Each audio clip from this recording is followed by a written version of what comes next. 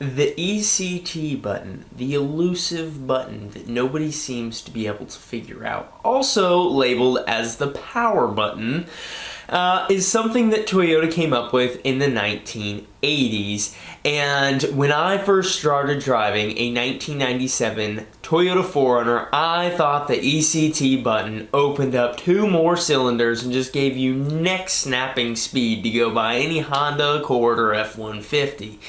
That is not in fact the case, but in this video we will get into what the ECT is and how it changes the function of the transmission. So the ECT, or electronic controlled transmission, really just has to do with how the transmission shifts. Now, like I said, in the 1980s, Toyota came out with this technology and they introduced it onto one of their luxury sedan models, giving it actually 3 drive functions. You had the normal drive function, you had an economy drive function, and then you also had the power function. Now, most people are familiar with the power function if they're watching this video, and really all it does is change the shift points to allow the vehicle to reach higher RPMs.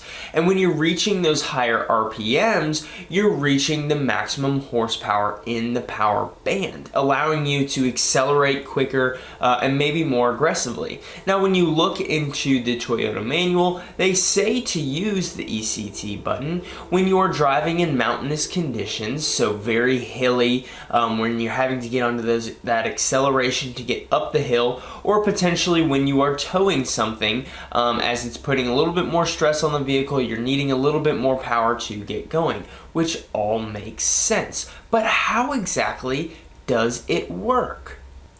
So the ECT inside of these transmissions is really just a microcomputer. Crazy to think, but your vehicle is actually made up of tons of these little tiny computers that you would never even think about. They act so quick and make all of these tiny little decisions all while you're driving the vehicle. One of which is how the vehicle is going to react to your input. So this microcomputer for the ECT is taking in things such as throttle response, fuel consumption, engine water or coolant temperature. All of these things are going into this computer and it is outputting into a solenoid. Now this solenoid is operating the clutch packs and bands inside of your transmission, and it's got a few different valves on it.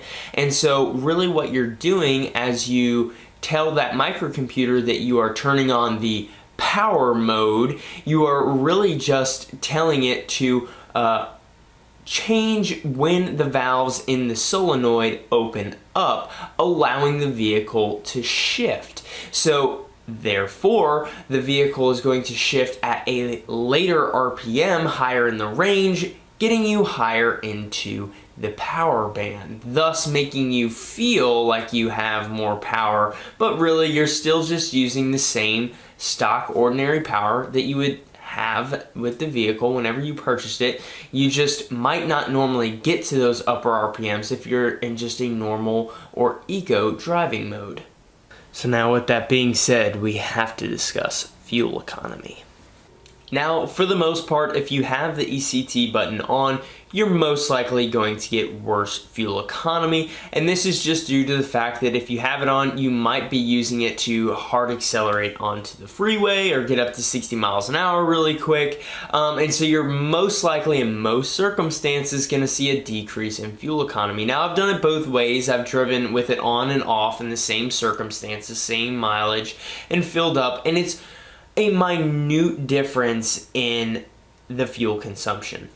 Now, when I say minute, I mean about 3 to 5% difference. I drove with it on and got about 19.5 miles per gallon, and then drove with it off and got about 20.3. So we're talking about 3 to 5% difference, and honestly, that could be chalked up to a calculation error that I filled the tank a little bit more one time, filled a little bit less the other time.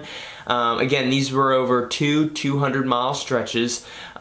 So results may vary, but that is just what I've seen. Other times I've filled up in the ECT, I've gotten better fuel economy, so it just kind of comes down to how you're driving when you have it on. So in a nutshell, the ECT is just this microcomputer that sits in your transmission. It's taking in all of these variables from the engine and the driver, and it is determining the shift points of the transmission. And when you turn that power button on, it is then trying to pull the engine to a higher RPM, again, to reach that higher horsepower reading, as that's where you have the most powers in the upper end of that power band. So hopefully this is beneficial. Honestly, the ECT is kind of like an innovator into the sport mode and eco mode that you see in many vehicles today. There were other manufacturers at the same time as Toyota that were also developing the same kind of product, so I don't want to steal its thunder, but when you look at the power button or ECT button, it doesn't give you any extra power. It just allows you to get higher in the power band. So hopefully this video was helpful for you guys. Let me know what kind of fuel economy you're getting whenever you turn it on or potentially have it off, and whether or not you always drive with it. Hope you guys enjoyed the video, and I'll catch you in the next one.